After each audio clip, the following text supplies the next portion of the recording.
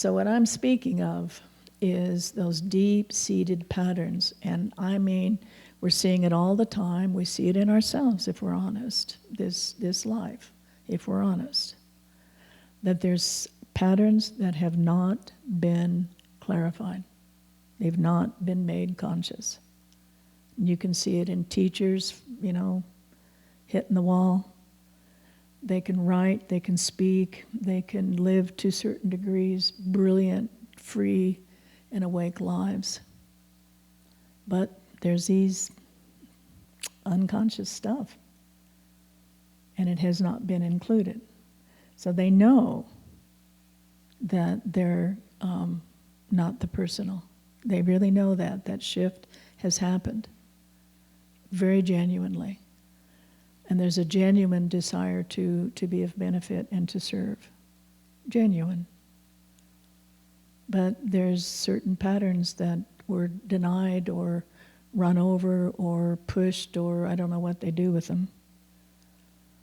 And so then it's brought to the surface, especially in these times. So that's really what I'm trying to get at. There is no personal identity that exists except in the mind. The personal identity is hooked to the conditioning. It's one thing. So you start to see it as one thing. And automatically, you can't see that unless you're seeing it from the impersonal, from that is free. Do you get what I'm trying to say? It's really subtle. And, the old Advaita way was, it's just everything, and I'm not this, and it's not true, and it doesn't exist, and, no one could live like that. And their lives were usually, there was a secret life. And that's, highly, highly, highly, highly recognized masters. So what you start to see is when it starts to come up through more of the impersonal, it's seen from truth itself, from pure awareness, from that itself. Then you start to see that it may belong, or it may be this unseen piece within this body, this individuation, but often it is collective. So something is coming through that actually is collective. And so then this open awareness that's no longer bound by the separate story, it's literally drawn to that place of density. Right? It shines the light on that, and that's love. Right? That's love. So, you can see it how you want to see it. Fundamentally, though, that is arising and has been collected upon the karmic wheel, it doesn't belong to that is free and knows itself and sees itself as a part of the whole. It just doesn't belong. It does take extreme humility and honesty. I've seen some pretty amazing stuff along the way. You go, are you for real? The old classic Christian minister, and he's got several women on the side and, drinking shots of tequila and doing a little speed. I mean, these are not made-up stories. But, they've gone so far on the other side, right, that this has to be played out. So it's helpful to be a big liver. You don't have a lot of stuff that was, not played out. You don't have these big that you've pushed away. You've played it out. And it didn't work out. So, okay. So, if you have evolved and there's nothing here for you, cool. Just, it's a nice time to meditate, right? And if you think that perhaps collectively there may be something in there still, then you might have the honesty and the humbleness to even just look at it. And if you, as a awake human, realize that that story only belongs to a series of stories, beautiful, that's the truth of it. And then give it over that you are a transformative agent. That is part of the clarification and the purification of the collective. Because that is actually what's happening. If you do it for this sense of self, it automatically is happening for the universal self, because it's all connected. So let's give it a whirl.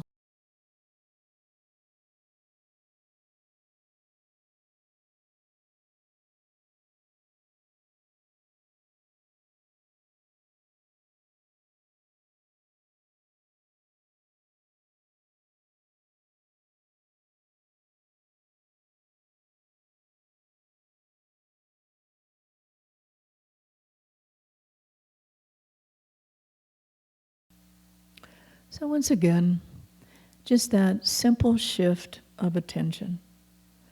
And where the attention is hooked into the thoughts and the images in front of the eyes, and it identifies and believes itself to be those images and those thoughts and those sensations in the body. It really is this simple. You just take that attention and you put it in the back of the head or the back of the body. And then you become that sees, that watches, that is aware. It's not bound by the, light and shadow show that happens in front of your eyes and in your head, and you think that that's who you are and who others are, right? You don't just put yourself in this false dream, but you put everyone else in a false dream as well. And then compensate and control and, benefit. Overlay, your opinion, and the other opinion is wrong because yours is right. They're all just compensating behaviors, but actually none of them are true. They're not based in truth. And there's no way that you can have the contents as a person in your head and believe them, and then try to get that other person that also is living in the contents of their thoughts and images and memories, and then get them actually to understand or to go along with, or it's sort of an impossible dance that we all try to do with one another. We can cooperate and learn coping mechanisms that are more sane, but those very deep-seated, contracted patterns, if they've not been released as something that belongs to a separate person and something that belongs to a memory, then they're going to be triggered, and then all of the compensating behaviors will come forth and disconnect what actually is, in truth, is interconnected. So it's all just a distortion. And part of pulling out of that dance of distortion is you take your patterns that are coming up and you bring them back to the heart and to love and to this open, spacious,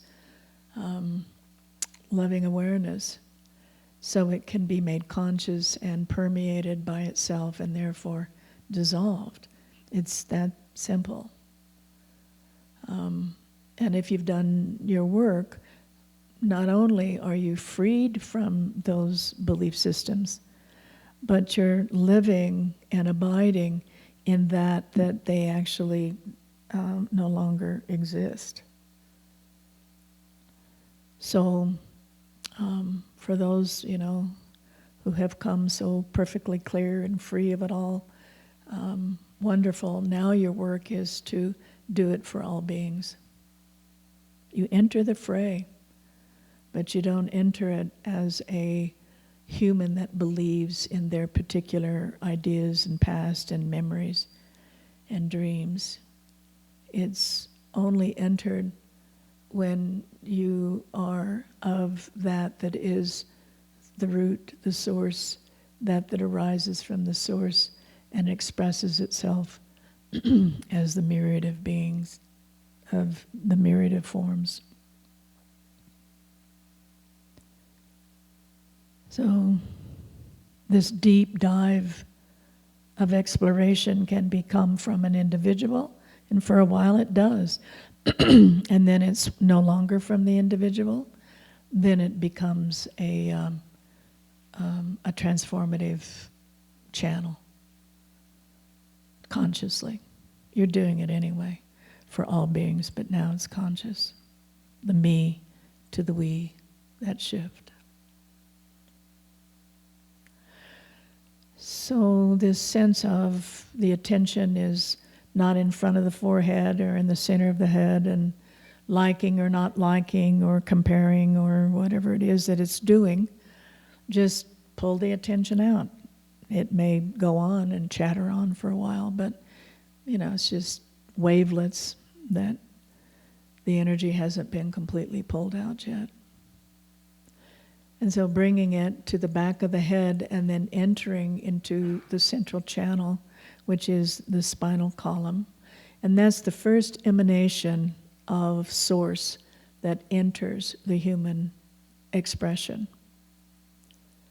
So bringing the attention back to that brings the attention and allows it to rest and be informed and guided and transformed by the primordial ground that we all spring from, all creation springs from. It's the great kinship. And so then just find that place of ease. It's below the neck for sure. And in most cases it's below the heart, though it includes the heart. So it's like the heart and this ground of being become one channel. They become one joined whole presence. And they are. It's not like an imagining and you're trying to make something happen. It's the actuality.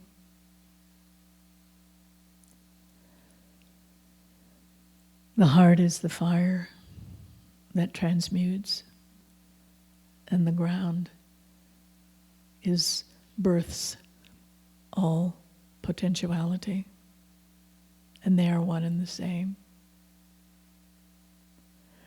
And just, for an exercise, a little place that you can play a little bit, bring someone in that you're either your mother, the father, you're still complaining about, you're still blaming them, you're still, the victim of their unconsciousness. It's just unconsciousness bouncing off of unconsciousness, like nobody really is home.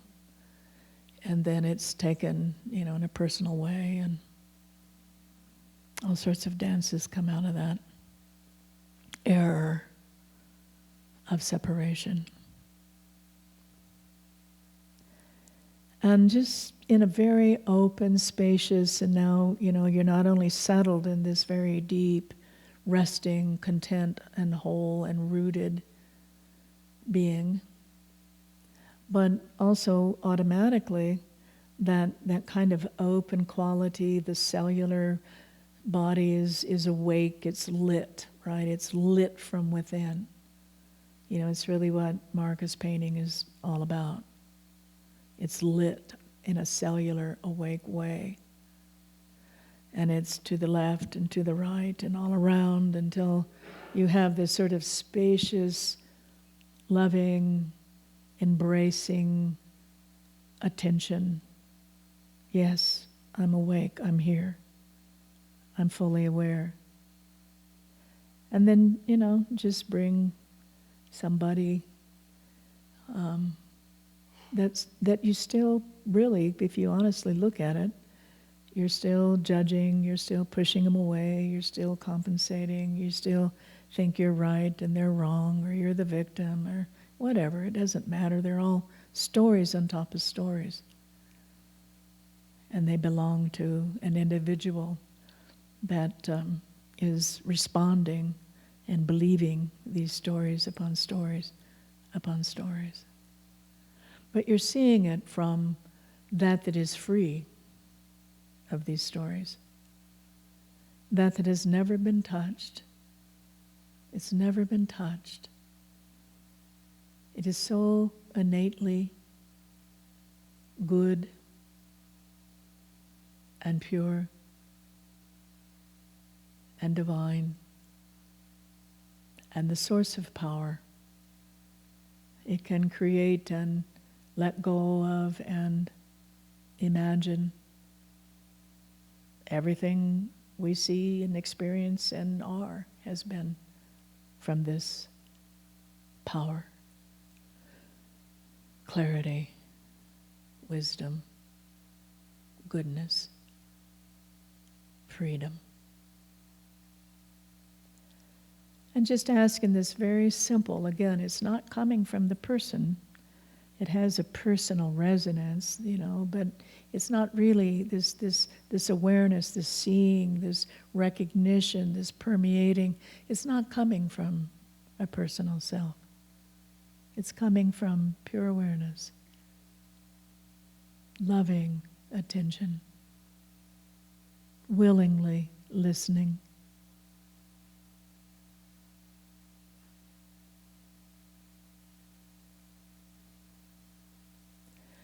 And just look and see what formed their reactions, their unconsciousness, their arrogance, or their powerlessness, their need to control, their need to judge, criticize, not see you.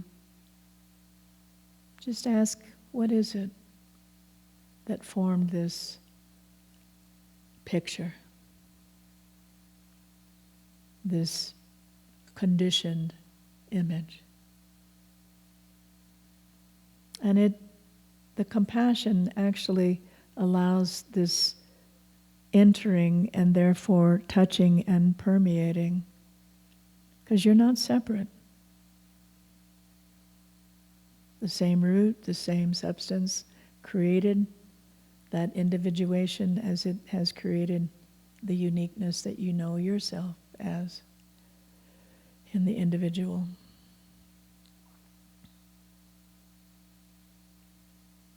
What is it that was so coming from suffering that created this conditioning, that created this projection, that created this image of lack and the need to control and the need to project on another?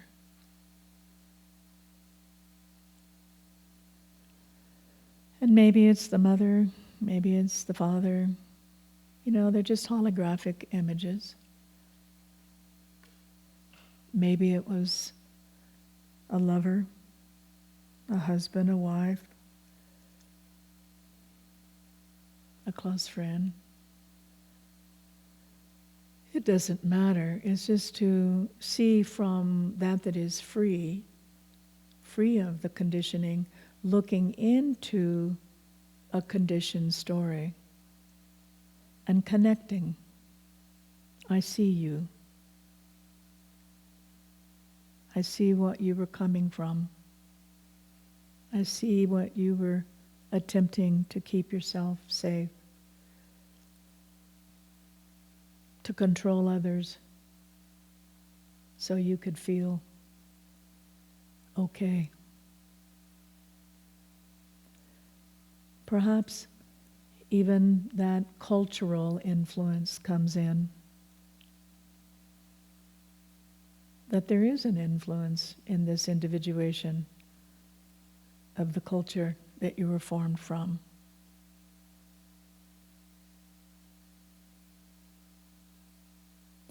Just as you come into this collective called the Christian religion, and there's a certain formation, ye are born in sin. You know, there's an influence that's carried in the cells, the individuation. Perhaps that's the unconscious error of mind. And again, not identifying, not collapsing, not, even, oh, poor, poor, poor, whatever. It's just looking, seeing, loving enough that you're entering, that it's permeating that was formed of unconsciousness and suffering. You can say, yeah, I've got it all together, to heck with anyone else. Or you can actually get a sense of that story that's causing such suffering and is being projected, perhaps onto this persona, or just the world in general.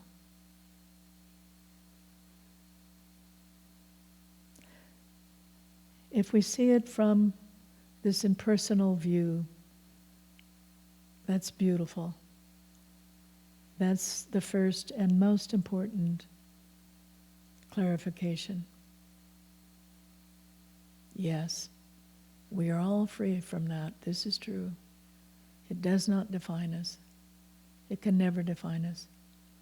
It can never put us in some kind of a container or a cage of thought and memory.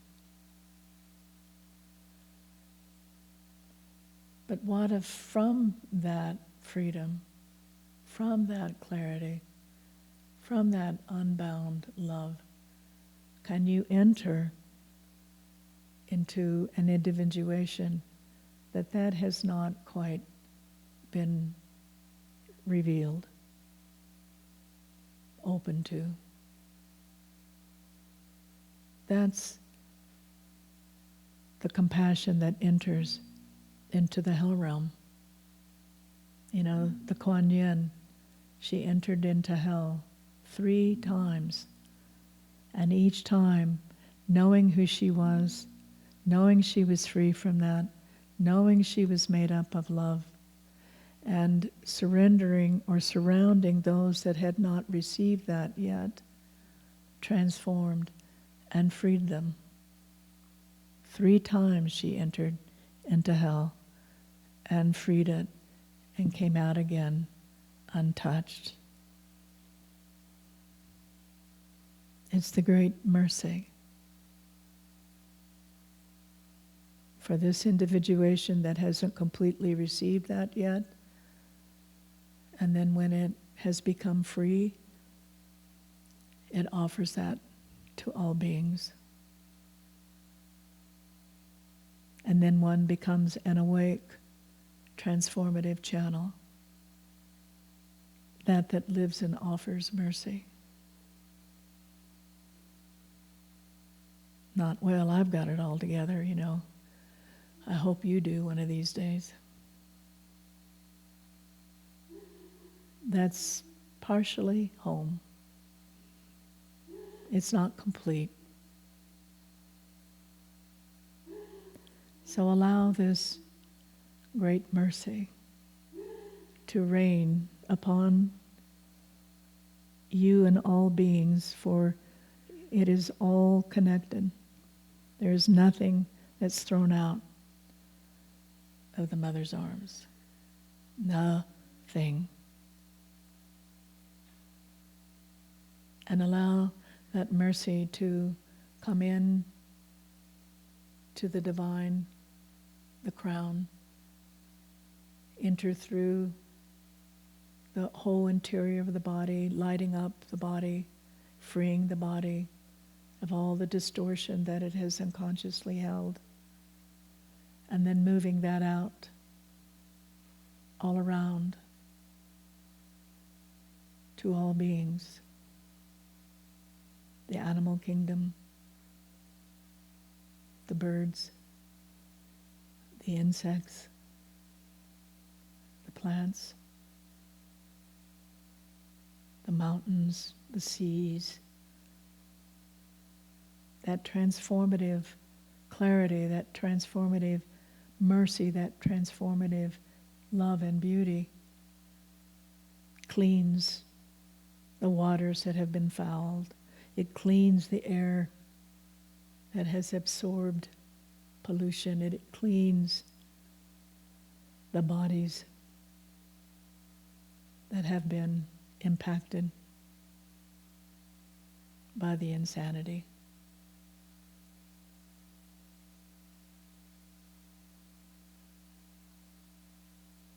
And then one can enter the hell realms. And there is transformation and resolution that takes place. With this clarity, it calls all others unto this clarity. And then we share what we fundamentally are.